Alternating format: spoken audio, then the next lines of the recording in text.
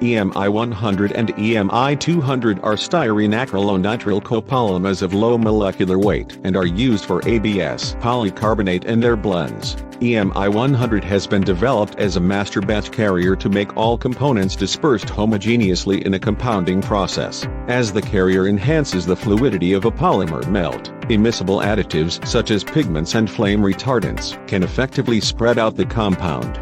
According to experiments, EMI 100 can diminish unmelted pits on the surfaces of molded products, and also improve their mechanical properties such as impact strength. EMI 200, which can help polymer melts flow faster, is used to speed up manufacturing processes.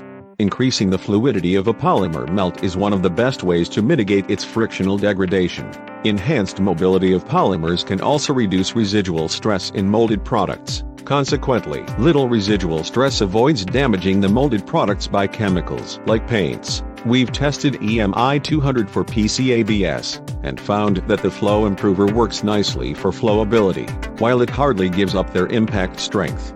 It also lowers shrinkage in molded products for cooling down. EMI 230B is a styrene-acrylonitrile copolymer in a branched structure. It's been developed for polymer compounds to maintain high melt strength for molding processes. This melt strength enhancer actually helps ABS melts sustain their shapes in manufacturing, such as blow molding and extrusion molding. The usability of EMI 230B needs to be tested at high temperature for its purpose.